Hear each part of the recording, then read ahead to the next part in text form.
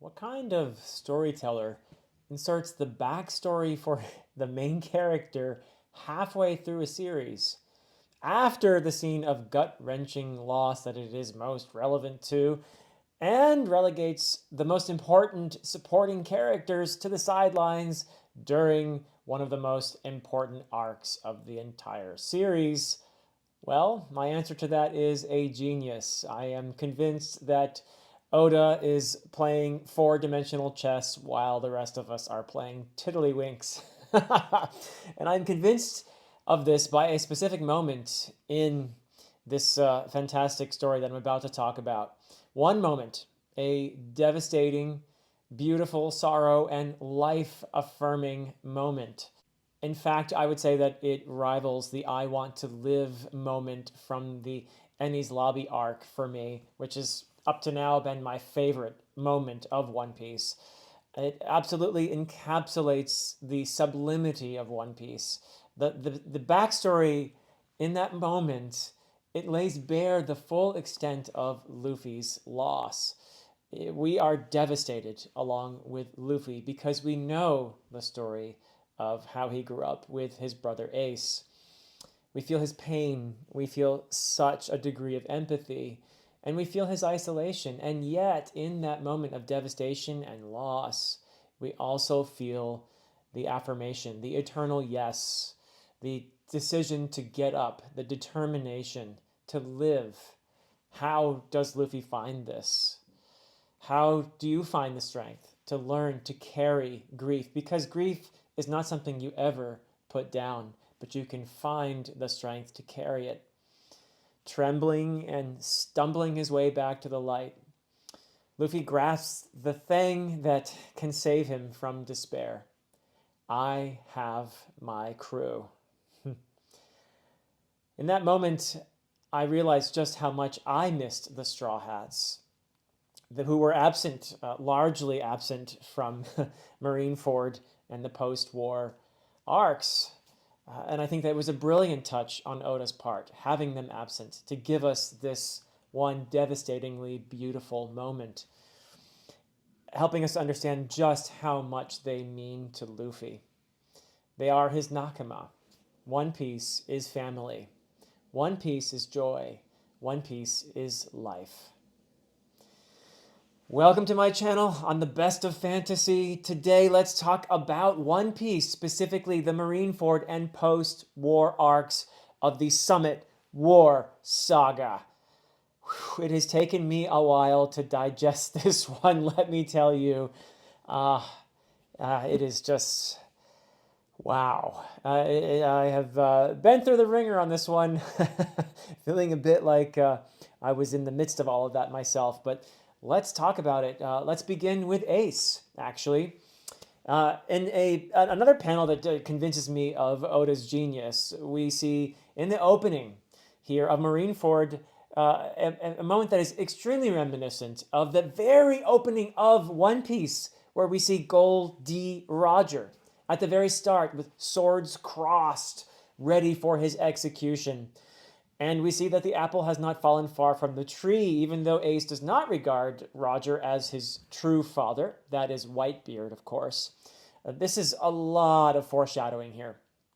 This is a lot of foreshadowing about this theme of fathers and sons that we see throughout these arcs. What does it mean to be a father? When is a son ready to strike out on his own? And when is a father ready to let go? What exactly do children inherit from their parents? Ace finds himself in the same exact position as Roger, but he regards Whitebeard as his true father. There's also plenty in here about mothers, and you see that Ace's mother, in particular, made an incredible sacrifice to save his life, holding on to him until he was safe at the cost of her own life. The sacrifice of parents. This is a major theme of this particular saga, the Summit War Saga. The sacrifice of parents and parental figures. You can even see it in someone like Garp, who makes a very different decision. He makes a different sacrifice, choosing his ideals over his family, but also at a severe cost. One father who most certainly does love his children is Whitebeard. amidst this vast convergence of power, this amazing battle sequences, this apocalyptic, incredible vision. I'm not going to go into a lot of details about all of the fighting and everything else. It just was continuously off balance during all of this, and amazed at the scaling up of everything here. But what I found most beautiful is all the loyalty, and that, of course, is a major One Piece theme as well. You see it amidst all of these pirates who've come to save Ace. You see it amongst Luffy and his followers. Luffy, who has won the loyalty of so many through being who he is, through, as we learn too, something perhaps to do with his haki as well. But there's just so much going on here emotionally in the midst of all of this. We learn how Ace became Whitebeard's son in the first place, meeting Shanks and Jimbei along the way, and also going from foe to son, a son of Whitebeard, and even eventually a leader among his crew, earning their loyalty to him. They are there despite Ace disobeying and going off to avenge their crew member by hunting down Blackbeard against Whitebeard's orders. And he is attempting to bring Blackbeard to justice.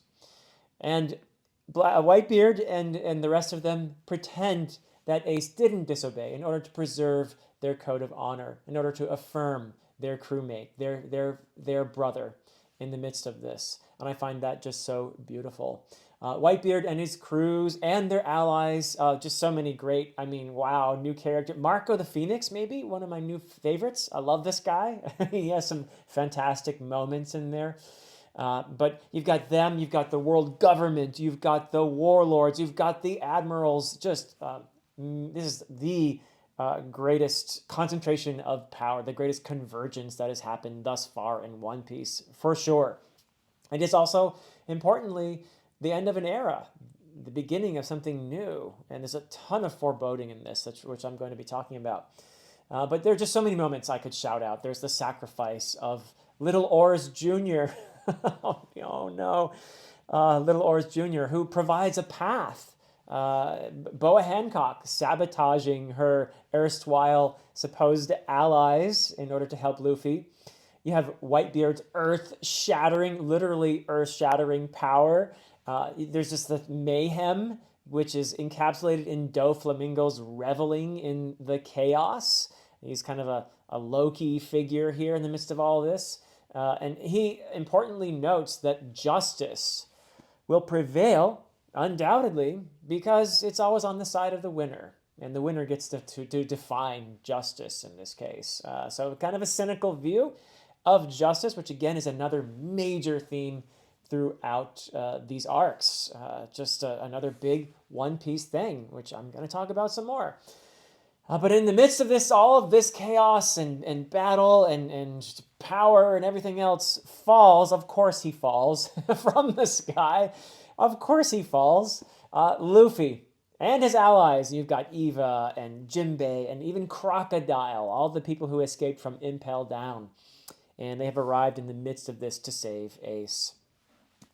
I love the meeting of Luffy and Whitebeard in particular because there is a, despite the rivalry, I'm going to save Ace, no, I'm going to, there is a bond that forms, a respect that grows rapidly between these two. And it begins, I think, when Luffy prevents Crocodile's treacherous attempt on Whitebeard's life. Though Crocodile, importantly, does redeem himself, I think, to some degree here in the midst of the conflict. I'll mention those moments as well, but Crocodile has some really cool moments in here, saving the day, so to speak. But yeah, this rivalry bond between Luffy and Whitebeard, just great stuff. And of course, Ace tries to protect Luffy by telling him, go away, I don't want you here, reminiscent of how he tried to tell him to go away when they were little boys. In that backstory, which I'm going to talk about in a bit. So tells him to go away. And of course, Luffy's response is the same as it was when he was a little boy. He is just so beautifully stubborn and loyal and just unconquerable. That is why we love Luffy. And while he vows to save Ace, even if it kills him, Ace resigns himself to death. And this is a poignant thing here. He wishes to spare his friends, his family, his loved ones, feeling all this time unworthy of their sacrifice for him. And it's really later that we learn the full extent of Ace's doubts about his own worth and his questioning if it might not be better if he hadn't been born even. Despite Luffy's determination, it does become evident that he is very much overmatched and relies on the help of his allies, such as Boa Hancock, saving him from Smoker, for example. There is a sense of doom looming over this conflict the whole time. For example, when Eva learns from Doflamingo that Kuma is dead, that his humanity has been eradicated, which is seemingly a consequence of him volunteering as a revolutionary to perhaps infiltrate the world government. But that being the case, Luffy is perhaps overmatched, but he shows signs of maturity.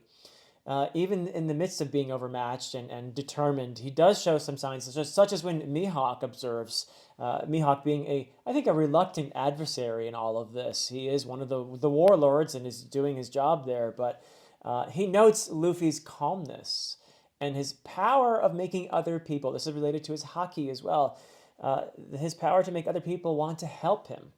And I think Mihawk has some really great insights. Very perceptive, Mihawk is. Very cool character as well.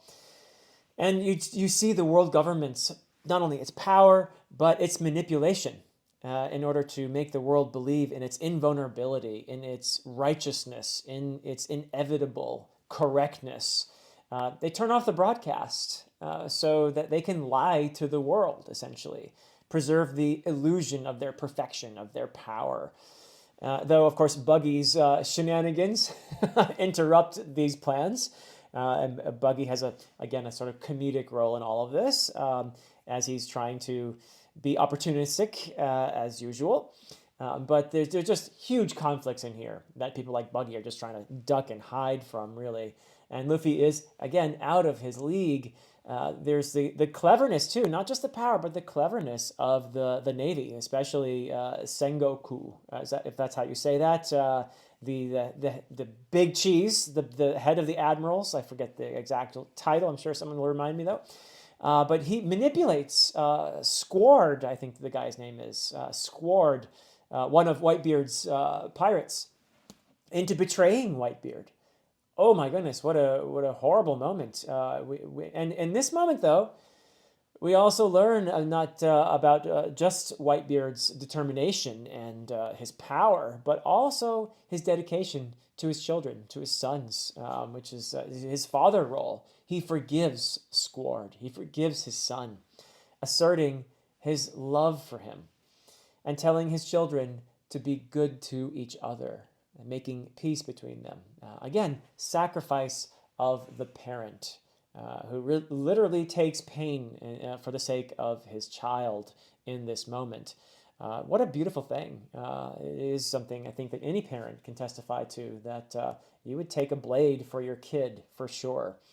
And he reserves his wrath for what is endangering his children. He understands Squard's pain, and he understands where he's coming from, and he forgives him. But going back to Luffy, we see continuously throughout these arcs his determination getting him in over his head.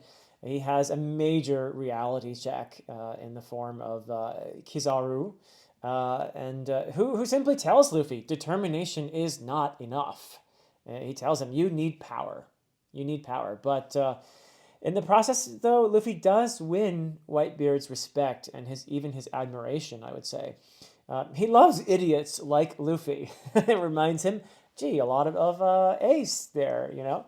And there is great pathos as well in Ace weeping for his family, for his loved ones, his friends, giving everything to save him.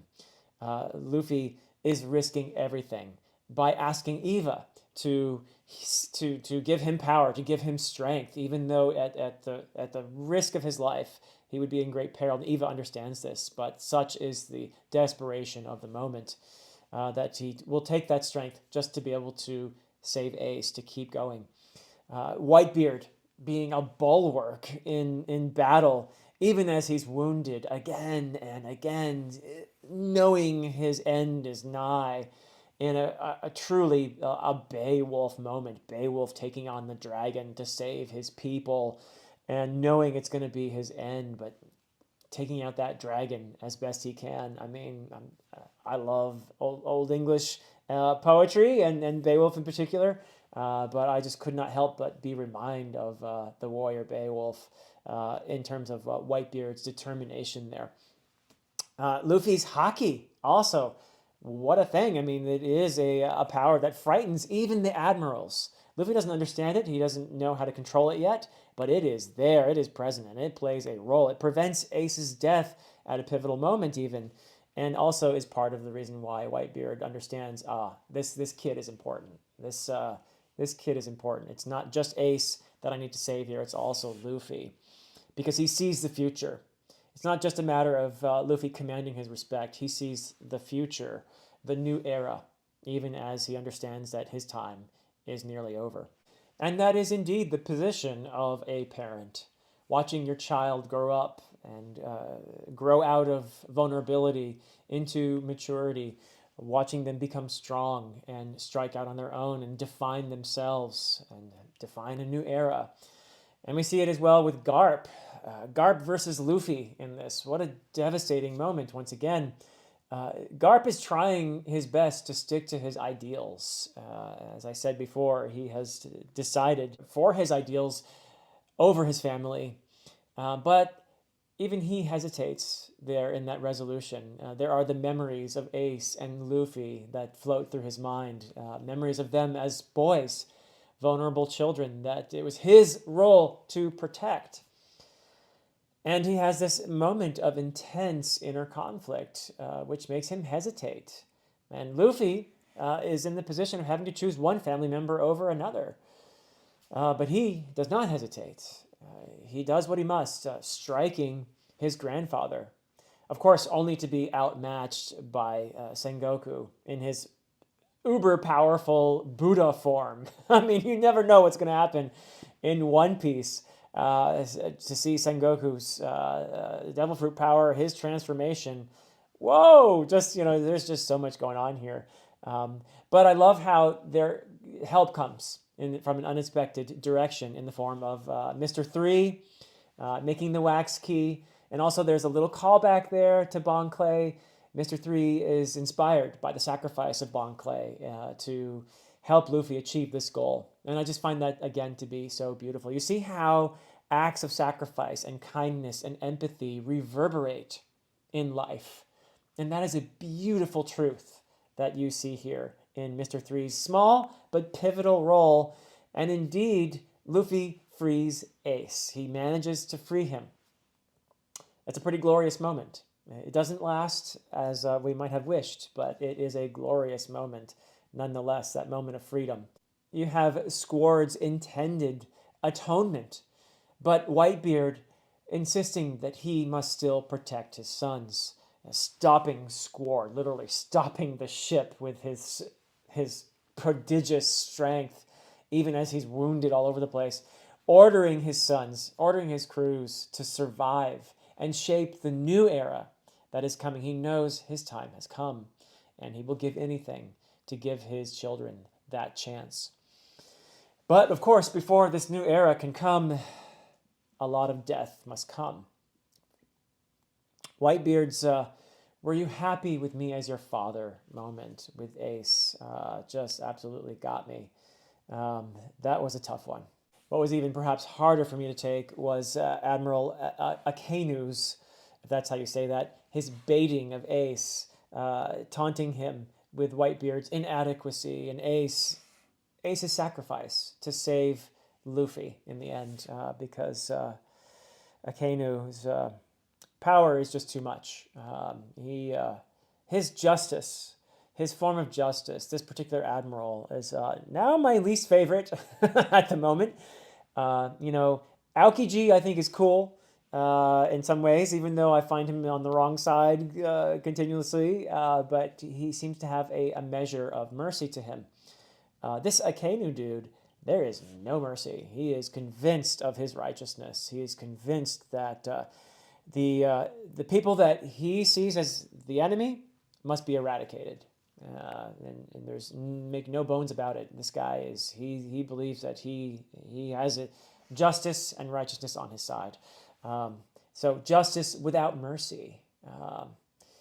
And there is this just horrible, shocked moment of disbelief, of terrible grief when Akainu murders Ace.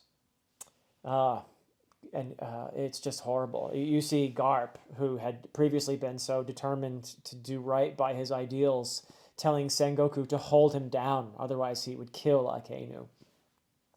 And there are other sacrifices in this moment as well. Jimbei trying to buy time for Luffy to get away. Vista and Marco doing Whitebeard's will in striving to save Luffy. Ace in Luffy's arms. Luffy had given Ace a purpose for living. We give each other purpose. To love is to have purpose. That is really the only meaning in life, I think. And you see that so beautifully with Ace and Luffy. And in that moment, that devastating and beautiful and sublime moment when Ace says goodbye with, "Thank you for loving me." And we see Luffy's overwhelming grief to the point where he is completely paralyzed. Akainu tries in this moment, very dastardly, underhandedly. Of course, he wouldn't see it that way. He would see himself as essentially bringing about justice here. But he tries to kill Luffy in that moment of terrible vulnerability. And thank goodness for Marco there and Jimbei, who grabs Luffy, and Whitebeard's last battle to save Luffy. Even as he's horrifically wounded, he wreaks destruction on Marineford to buy safety for his sons. Blackbeard, of course, takes this moment to arrive, and speaking of opportunistic, he makes even Buggy really look like, well, a clown when it comes to opportunism. Blackbeard is the king. He is the emperor of opportunism here, like vultures coming to pick at the dead. And this explains, of course, how the gates of justice had opened earlier. It was Blackbeard's shenanigans, his machinations going on behind the scenes, and he appeals to, in another manipulative moment, he appeals to Whitebeard's paternalism, to his fatherhood, before his goons finish off Whitebeard. And I do think that the reason for Blackbeard's success in that moment is perhaps a bit of hesitation on Whitebeard's part, as he successfully manipulated him by reminding him of his paternity. He had been a father to Blackbeard, and it is very difficult for a parent to act in a way of vengeance against a child, even if one like Blackbeard who fully deserves it. But we do get Whitebeard's defiance at the end. And he tells off Blackbeard. He talks of the inheritance of will. It's not just about your blood. It's a kind of passing of the torch, so to speak. It is the resilience of dreams that he speaks of. And he sees that it is not Blackbeard who will be the inheritor, who will not be the one to find the One Piece. In fact, there's every indication that it probably will be Luffy who is highlighted in that moment. But one of the greatest moments, I think, in the entire saga and in the entire series is Whitebeard's declaration that the One Piece is real. He may be dying, but the dream lives on. This has, of course, a massive effect here. What all this happens is it is the heralding of a new era. I got to go back to Beowulf again. The guy doesn't even fall down, even in death. He stands tall. And it is, of course, as an end of an era moment, it is very foreboding, especially as Blackbeard steals Whitebeard's power in another underhanded bit of trickery, making me like Blackbeard even less. He's an effective villain, I must say. He also sows chaos here, claiming this new era right away as his. right? Laying claim to it. But other people are not going to have it. Like, Sengoku, for example. I may not be cheering for Sengoku all the time, but in that moment, I kind of was. He shows his power there, his Buddha power. He takes a stand for justice and righteousness, which, I'm not necessarily agreeing with his interpretation of justice and righteousness all the time, but it's probably, well, arguably anyway, better than what Blackbeard wants. And more importantly, we have Jimbei and Eva protecting Luffy from Akainu in this moment. Akainu still determined to mete out justice, his brand of justice, justice without mercy. But Crocodile, this is Crocodile's moment here when he crucially comes forward to save Luffy and Jimbei, really. They both would have been roasted without Crocodile's intervention there. And even Buggy sort of inadvertently helps out as well, getting Luffy safely to Trafalgar Law's submarine. And Trafalgar shows up. He was my favorite of the newbies, so I was very happy to see him there. There was something about him, really, when we met him in Shabandi. So I was happy to see his role as well. So although he is not clearly going to be Luffy's ally, there's just something in him, an instinct, let's say, that tells him that he should help. And in the clash that follows with Blackbeard and Akainu, I think what we see here are really polar opposites in a way. We see chaos versus a rigid form of institutional righteousness, of judgment. They are ready to destroy everything in their conflict. Collateral damage, who cares? Neither one of them seems to care. There is no mercy in their conflict. And it is really Kobe's moment here. Kobe comes forward really insisting and pleading for peace, for mercy. Kobe understands that you have to temper justice with mercy in order to make justice real. But, of course, Akainu is not going to listen to Kobe. He's ready to mow him down if it weren't for Shanks. And I had a huge smile on my face when Shanks showed up here. I've loved Shanks from the beginning. I'm on the record. I want to see more of Shanks. So I was so glad to see him here, to show up here in the nick of time. One of the 4 emperors. I don't really understand entirely who these emperors are yet, but I love that Shanks was here. And his haki, of course, is what allows him to intervene here. But he ends the war, essentially. Shanks is of course, everybody's exhausted at this point, but Shanks ends it. And tells, of course, significantly, Buggy to give back Luffy's hat. Of course, the hat being a very important symbol. And I think regretfully acknowledging that he can't meet Luffy. That would break their deal, that Luffy has to get stronger. There's a message there to Luffy from Shanks. Get stronger, kid. Get ready. So Shanks is communicating with Luffy by having the hat brought to him. Mihawk also leaves, I think, realizing that this cause is not something he wants to be part of any longer. And before even Shanks calls it all over. But we also, very importantly, I think, Shanks determines to give Whitebeard and Ace a proper burial. He is there to show them that respect, and that is crucial as well. But in the wake of all this devastation and this loss, this destruction, this new era is born, and it is a rough beast of an era. Luffy's friends bring him to the Isle of Women, where Boa Hancock in particular is eager to nurse Luffy back to health, but also Trafalgar Law plays the role, Jimbei most especially, and we see this portrayal of Luffy's grief. It is just absolutely devastating as he grapples with his brother's death and his inability to prevent it, which he labels weakness. I mean, this is where we get the flashback. This of all places. And I have to say, it is the perfect place for the flashback that Oda puts it here. We learn about Ace and Luffy and their love for each other. We learn of Dadan and Garp's role in their upbringing. We learn of Luffy's persistence and his loyalty in winning over Ace. And we learn about Sabo as well. And there are some really important themes in this flashback, this backstory, themes of inequity and disparities in human conditions. People, human beings, are labeled garbage. There are some people who label other human beings garbage in an attempt to assert their own superiority.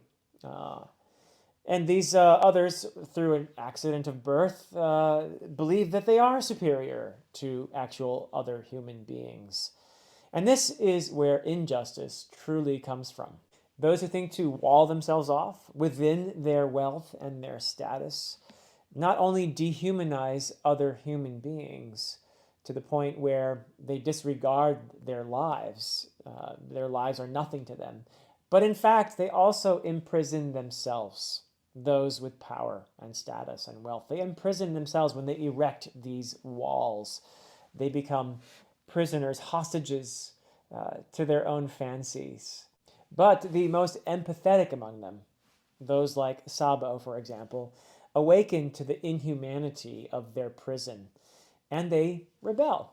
Most importantly, we learn of the bond between Ace and Luffy and Sabo's sacrifice, realizing that he has to return to this prison in order to keep his friends safe. Another sacrifice in these arcs. And also, it's really important to register what the loss of Sabo means to Ace and Luffy. Their resolution to defy the system, to become pirates, to follow their dreams. This comes from this relationship with Sabo, whom they lost as he was attempting to enact his dreams. And you get to really see again just how disgusting the celestial dragons are. People who think that they're superior to everyone just because of where they're born and who they're born to.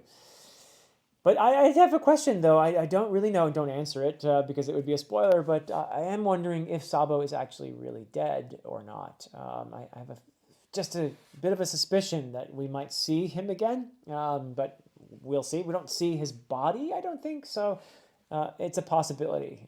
Could be wrong because there have been some significant deaths in these two arcs. I had remarked earlier about One Piece that you don't see a lot of dying, and I think I had enough dying really in these arcs. It was just some devastating stuff. But anyway, I do wonder about Sabo. And 3 cheers for Dadan, who proves the humanity within the even people who are dismissed as rough and as inferior. She proves her humanity by saving Ace and Luffy, and also when she clubs Garp when he comes back from the from the war, she gives him a good clubbing there, and I had to cheer her on in that moment. Although I do feel too that it's true that Garp is probably as devastated as anybody, probably feeling pretty beat up about his role and his lack of action in the crucial moments when he could have saved his grandchildren. And in this flashback, we also learn about insights into the fight for freedom, the revolution led by Dragon, Luffy's father, Dragon. And Ace's bond with Luffy, of course, is the most important part of all of this. His protectiveness of those he loves, where that comes from. He does not ever want to retreat when he knows that one of his loved ones is in danger. And that explains why he came back at Marineford. That explains his tears when he lost his brother Sabo. That was a moment when he resolved, I think, never to retreat when one of his loved ones was in danger. It is also very reminiscent of Luffy's tears for his brother as well. And his Ace's one promise that he couldn't keep, of course, was that he wouldn't die. And all of this makes Luffy's grief so poignant as he laments his weakness, his inability to prevent his brother's death. He is on a path of self-destruction and guilt that is eating him away until Jimbei, fulfilling Ace's request to take care of Luffy in the most beautiful way, intervenes, reminding Luffy of what he still has, crucially, leading to the moment that actually devastated me in the most beautiful way. My favorite now, moment of One Piece, in fact. I have my crew. This is everything. This is life affirming. This is beauty. This is joy.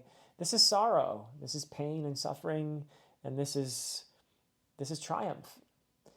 This is just such a fantastic moment. And I do believe that Oda, leaving out the Straw Hats until, relatively, at least until now, was a beautiful stroke because I missed them as much as Luffy did. And to have them brought back flooding back in this way, I thought was just such a powerful stroke of genius. And another moment that made me cheer was the arrival of Rayleigh. Immediate favorite character for me, just fantastic. But an obvious mentor as well for Luffy here. He needs to learn how to use this haki, and who better to teach him than Rayleigh? And of course, we learn about their different kinds of haki and all of that. And that's all really cool, and I'm looking forward to seeing how that works in the new world. But maybe more importantly, for now at least, we hear about Kuma's role in the Revolutionary Army. And also, crucially, Rayleigh gives Luffy the idea to send a message to his crew. And that's another beautiful One Piece moment here. These people, they're family. They know each other so well that Luffy is able to send this message. And it is also a beautiful gesture, the ringing of the ox bell 16 times as a tribute to Whitebeard and Ace, but also as a message to his crew. And in this message, there is defiance, there is joy, there is jubilation, there is determination. Luffy and his crew, his nakama, they understand the message, and they are going to get stronger. They all resolve, for the sake of their captain, to get stronger. That is the beautiful part of this. They understand that Luffy needs them, and it is that perception that drives them all to strive, to get better, to get stronger. And I think it's beautiful how they all have found themselves in the right situations with the right mentors in various places that they've been dispersed to by Kuma. As if that were actually planned on the part of Kuma, maybe one of his last acts of humanity. But 2 years, and they will be tested. They will become stronger. They will meet in 2 years. And there are various powers that are plotting their ascension during this time. The dynamics are shifting. There is a perilous wind blowing. The new world awaits.